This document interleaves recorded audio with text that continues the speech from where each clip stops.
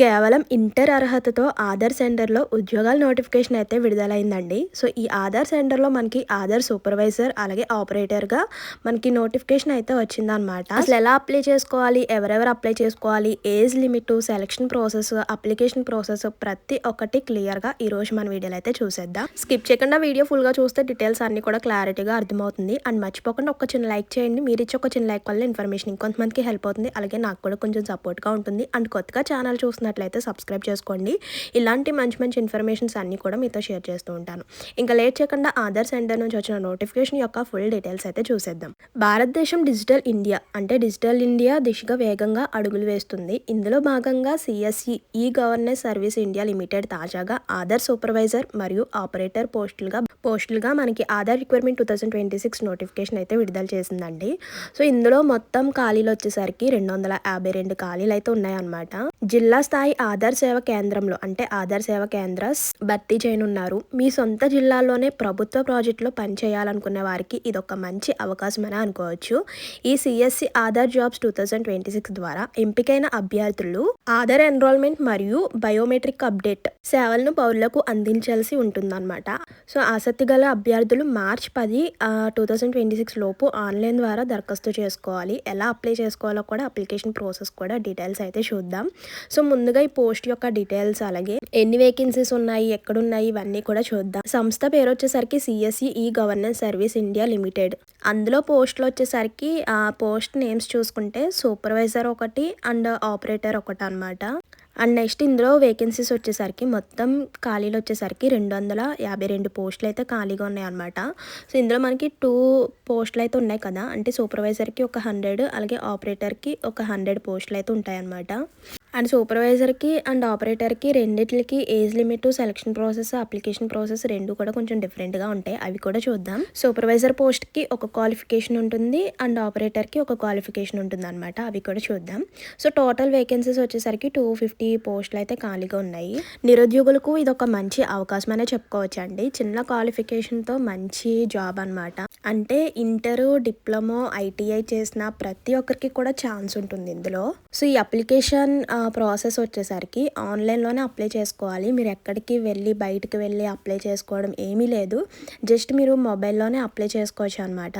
And ఎలా apply చేసుకోవాలో process కూడా చూద్దాం. సో ఎవరైతే ఎలిజిబుల్ అయ్యి ఉన్నారో వాళ్ళు మార్చ్ 10, 2026 లోపు అప్లై చేసుకోవాలన్నమాట. అంటే లాస్ట్ డేట్ వచ్చేసరికి మార్చ్ 10 వరకు మాత్రమే టైం ఉంది. అది కూడా ఆన్లైన్లోనే అప్లై చేసుకోవాలి. అయితే ఇది డిస్ట్రిక్ట్ లెవెల్ జాబ్స్ అనమాట. నోటిఫికేషన్ ద్వారా 2 ప్రధాన కేటగిరీలో నియమాలు జరుగుతున్నాయి. అభ్యర్థులు తమ అర్హతను బట్టి కింద బాధ్యతలు నిర్వహించవలసి ఉంటుంది. చూద్దాం. ఫస్ట్ వన్ వచ్చేసరికి ఆధార్ సూపర్వైజర్. ఈ ఆధార్ సూపర్వైజర్ కేంద్రం యొక్క మొత్తం కార్యకలాపాలను పర్యవేక్షించడం, అంటే సూపర్వైజర్ సెంటర్ ఆపరేషన్ మరియు సిబ్బందిని మేనేజ్ చేయడం, ఇలా వర్క్ అయితే ఉంటుందన్నమాట. అండ్ నెక్స్ట్ సెకండ్ పోస్ట్ వచ్చేసరికి ఆధార్ ఆపరేటర్ కదా, అంటే కొత్త ఆధార్ నమోదు అంటే న్యూ ఎన్రోల్మెంట్, బయోమెట్రిక్ సేకరణ మరియు డాక్యుమెంట్ వెరిఫికేషన్ వంటి వర్క్ అయితే ఉంటుంది. సో ఆపరేటర్ అంటే జస్ట్ సింపుల్ వర్కే ఉంటుంది అనమాట. ఆధార్ కార్డ్ నమోదు చేయడం అంటే కొత్త ఆధార్ కార్డ్ని క్రియేట్ చేయడం, అలాగే బయోమెట్రిక్, డాక్యుమెంట్ వెరిఫికేషన్ ఇలాంటి వర్క్స్ అయితే ఉంటాయన్నమాట.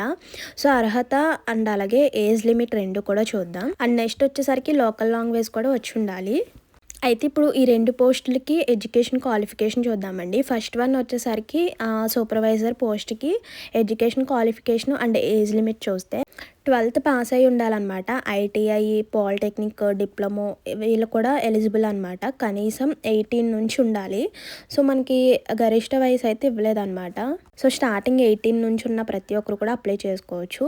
And next salary and selection చూస్తే ఆ శాలరీ అనేది రాష్ట్రాలను బట్టి అయితే ఉంటుందన్నమాట. ఇది కాంట్రాక్ట్ బేసిక్ ఉద్యోగం కాబట్టి మీ యొక్క వర్క్ ఆధారంగా పొడిగించే అవకాశం కూడా ఉంటుందన్నమాట. నెక్స్ట్ సెలక్షన్ ప్రాసెస్ చూస్తే step by step. First of all online screening అంటే ఆన్లైన్లోనే డాక్యుమెంట్ వెరిఫికేషన్ అయితే ఉంటుంది. Next document verification direct appointment. So direct appointment తీసుకొని మీరు వెళ్ళి డాక్యుమెంట్ వెరిఫికేషన్ చిన్న ఇంటర్వ్యూ టైప్ అయితే ఉంటుంది. ఇక్కడ ఎటువంటి ఎగ్జాము ఫీజు ఏమీ లేదనమాట. జస్ట్ అప్లై చేస్తే చాలు జాబ్ వచ్చే అవకాశం అయితే ఉంటుంది. నెక్స్ట్ ఆన్లైన్లో అప్లై చేసే process, how to apply online. Eligible అయిన వాళ్ళు మాత్రమే అప్లై చేసుకోవాలి. చెప్పాను కదా పైన ఎలిజిబిలిటీ డీటెయిల్స్కి అయితే education qualification ITI, inter, diploma and polytechnic చేసిన వాళ్ళందరూ కూడా ఎలిజిబుల్ అనమాట. అందుకే అర్హత గల అభ్యర్థులు ఈ కింద స్టెప్స్ని ఫాలో అయ్యి ఆధార్ ఆన్లైన్ అప్లికేషన్ ఫామ్ని అయితే ఫిల్ చేయాలన్నమాట. ముందుగా అధికారిక వెబ్సైట్ లింక్, ఇక్కడ వెబ్సైట్ లింక్ కనిపిస్తుంది కదా csc.government.in అని. సో ఆ లింక్పై క్లిక్ చేస్తే, అంటే మీరు గూగుల్లో కానీ క్రోమ్లో కానీ సెర్చ్ చేస్తే మీ జిల్లాలో ఉన్న ఖాళీలు అంటే మీ యొక్క డిస్టిక్ వైజ్ వేకెన్సీస్ ఉన్నాయా లేదా అనేది చెక్ చేసుకోండి. అండ్ నెక్స్ట్ అక్కడే మనకి మన యొక్క డిస్టిక్ నేమ్ కనిపిస్తుంది కదా, ఆ డిస్టిక్ దగ్గర మనకి అప్లై నవ్ అని కనిపిస్తుంది. నేను అప్లికేషన్ ఫామ్ ఎలా ఫిల్ చేయాలో కూడా చూపిస్తాను.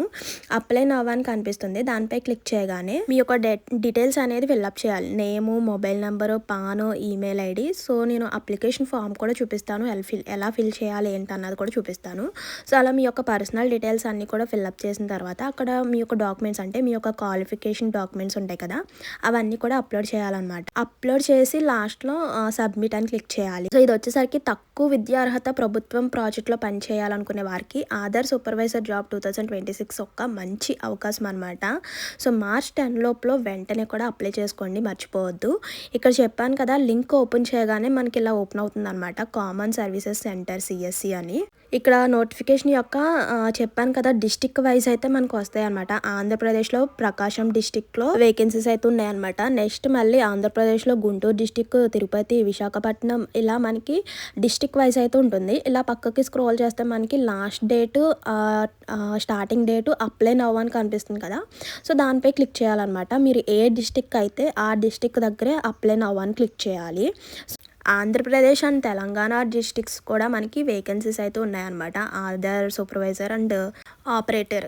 సో మీరు డిస్టిక్ చూసుకొని అప్లై నవ్ అని క్లిక్ చేయాలన్నమాట. ఇక్కడ లాస్ట్ డేట్ కూడా ఇచ్చేసాడు.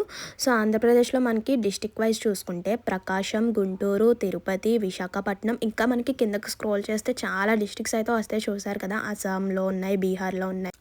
సో మీరు అలా చెక్ చేసుకోవాలన్నమాట. సో మొత్తం లిస్ట్ అంతా కూడా చెక్ చేసుకొని మీ యొక్క డిస్టిక్లో డిస్టిక్ ఏదన్నా చెక్ చేసుకొని అక్కడ అప్లై నవ్ అని క్లిక్ చేస్తే సరిపోతుంది. సో అప్లై నవ్ అని క్లిక్ చేసిన తర్వాత ఎలా వస్తుందో కూడా చూద్దాం. సో ఇక్కడ మొత్తం కూడా ఎన్ని రాష్ట్రాల్లో వేకెన్సీస్ ఉన్నాయో చూస్తే మొత్తం కూడా 100 పైగా, అంటే 100 డిస్టిక్స్లో ఈ ఆధార్ సెంటర్ నోటిఫికేషన్ అయితే వచ్చిందనమాట. సో మీ యొక్క డిస్టిక్ సెలెక్ట్ చేసుకొని అప్లై నవ్ అని క్లిక్ చేస్తున్నాను. ఇక్కడ నేను ఆంధ్రప్రదేశ్ ప్రకాశం జిల్లా. సో అప్లై నవ్ అని క్లిక్ చేస్తున్నాను. సో అప్లై నవ్ అని క్లిక్ చేసిన తర్వాత సో వెంటనే మనకి అప్లికేషన్ ఫామ్ అయితే ఓపెన్ అవుతుంది అనమాట.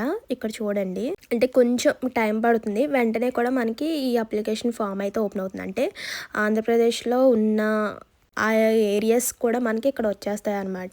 గుంటూరులో ఒక వేకెన్సీ ఉంది, తిరుపతిలో 2 వేకెన్సీస్ ఉన్నాయి, విశాఖపట్నంలో 1, విజయనగరంలో 1, వైఎస్ఆర్లో 1, ప్రకాశంలో 1. ఇలా ఆంధ్రప్రదేశ్లో మొత్తం డిస్ట్రిక్ట్స్ వైజ్ చూసుకుంటే 7 వేకెన్సీస్ అయితే ఉన్నాయన్నమాట. అండ్ పోస్ట్ నేమ్ ఇక్కడ సూపర్వైజర్ అండ్ ఆపరేటర్ 2 పోస్టులు కూడా ఉన్నాయి. And last date and name of the post అంటే application are invited of the following post to be filled అంటే అప్లికేషన్ ఫామ్ అనేది ఫిల్ చేయాలి. అప్లికేషన్ లాస్ట్ డేట్ వచ్చేసరికి 10/3/2026, మార్చ్ 10 వరకు కూడా టైం ఉంది. అంటే ఆంధ్రప్రదేశ్ అని క్లిక్ చేశాను కాబట్టి, అప్లై నవ్ అని క్లిక్ చేశాను కాబట్టి ఈ డీటెయిల్స్ అన్నీ కూడా వస్తాయి. పోస్ట్ పేరు, అలాగే ఎన్ని వేకెన్సీస్ ఉన్నాయి, అలాగే age limit, qualification, educational qualification minimum ఎంత ఉండాలి, అండ్ ఎక్స్పీరియన్స్ ఏమన్నా ఉండాలా, ఇవన్నీ కూడా ఇక్కడ డీటెయిల్స్ అన్నీ కూడా వస్తాయి. సో నోటిఫికేషన్లో చూడొచ్చు. అలా డీటెయిల్స్ అన్నీ వచ్చిన తర్వాత కిందకి స్క్రోల్ చేస్తే మనకి అప్లై నవ్ అనే ఆప్షన్ అయితే కనిపిస్తుంది అనమాట. అంటే అక్కడ టర్మ్స్ అండ్ కండిషన్స్, ఎలా అప్లై చేయాలి, ఎలా ఫిల్ చేయాలి ఏంటన్నది డీటెయిల్స్ అన్నీ క్లారిటీగా ఇచ్చిన తర్వాత మనకి ఇంకొంచెం కిందకి స్క్రోల్ చేస్తే కనుక VLEs are not eligible to apply for this position అని ఇచ్చారు కదా. సో దాని కిందే మనకి అప్లై నవ్ అని అయితే కనిపిస్తుంది అనమాట. దానిపై క్లిక్ చేసిన తర్వాత మీకు ఎలా ఓపెన్ అవుతుందంటే నేము, అడ్రస్, ఈమెయిల్, పాన్, అంటే మీ యొక్క పర్సనల్ డీటెయిల్స్ అన్నీ కూడా అడుగుతుంది. సో దానిపై క్లిక్ చేసిన తర్వాత అప్పుడు మీ యొక్క డీటెయిల్స్ అన్నీ ఫిల్ చేసిన తర్వాత మీ యొక్క క్వాలిఫికేషన్కి సంబంధించిన ఆ సర్టిఫికేట్స్ అన్నిటిని కూడా అప్లోడ్ చేయాలన్నమాట. ఇక్కడ చూడండి, క్లిక్ చేసి చూపిస్తాను.